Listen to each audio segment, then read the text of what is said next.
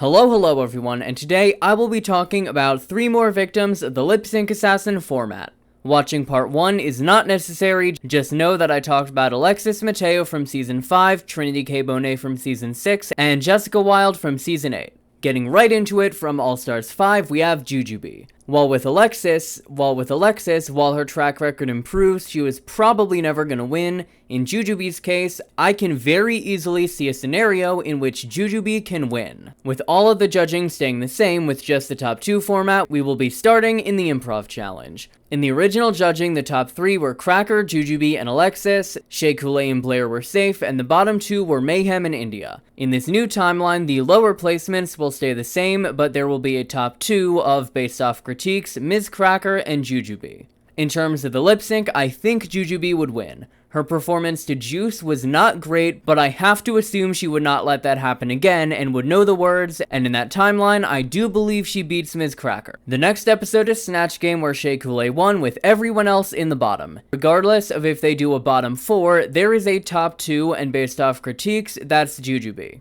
Even if there's a top 1, it should have been Jujubee, but that conversation has been had a lot. Either way, Jujubee has now gone from having 1 win and 1 bottom to now 3 wins, 0 bottoms. The final challenge that Jujubee could have won with the top 2 format is the ball. On the original season, Ms. Cracker got the win with Jujubee, Shea, Blair, and Alexis in the bottom. In this new scenario though, we have a top 2 and a bottom 3, meaning that either Shea or Jujubee is going to get bumped up. If we are going entirely based off the final look they made, I think the top 2 are going to be Shea and Cracker. But since this is a ball challenge and every look has to be considered, I think Jujubee's country cousin is enough to get her to the top 2. In terms of runway presentation, I think they were all generally equal, but in terms of the voiceover, which did matter in the judging of this episode, Jujubee was by far the best with Cracker in second, and with all of that combined, she is in the top 2 with Ms. Cracker. The lip sync song is One Last Time, and based off Cracker's performance, Jujubee is getting another $10,000.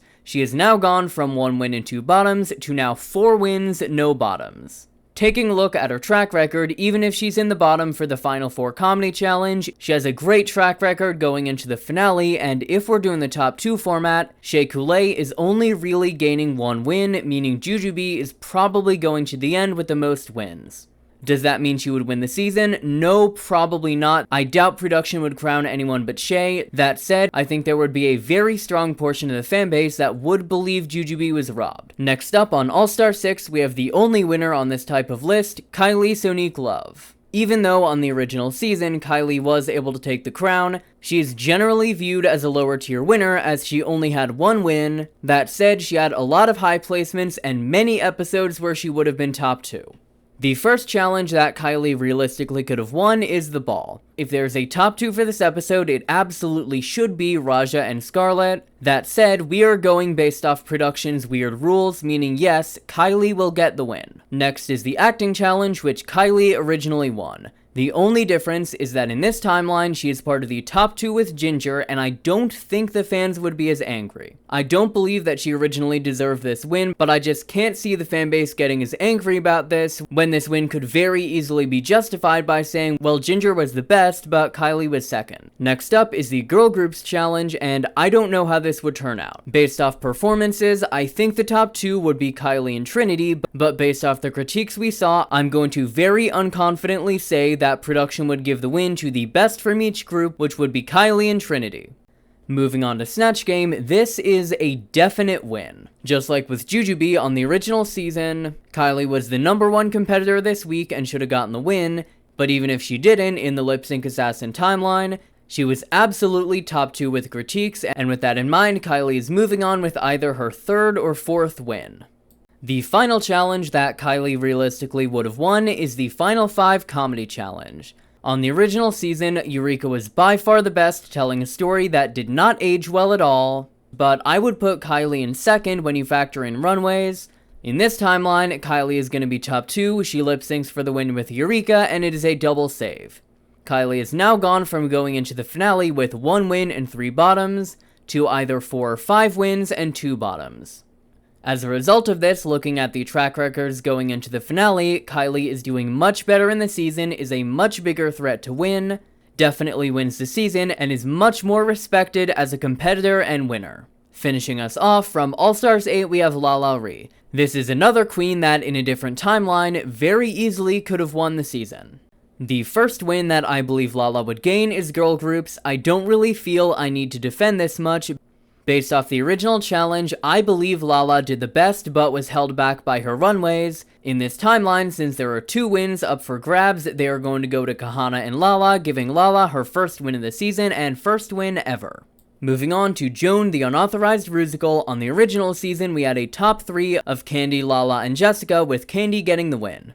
On the original season, I agree with Candy's win, but if we are doing a top 2 based off critiques and overall performances, it is Candy and LaLa. They are in an alliance together, they have storyline, they're from the same season, and the same group on that season. The storyline just writes itself, and LaLa is now up to 2 wins. We now arrive at the Final 5 Design Challenge. On the original season, going into the elimination, LaLa Ri and Candy Muse both had 1 win where they won the lip sync and no bottoms. As a result of this, the decision was very difficult and Candy ended up being saved.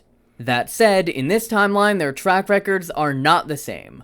Looking at their performances prior to this episode, I think the only win Candy realistically could grab is the acting challenge, and even then, I think they would go with Jessica and Jimbo.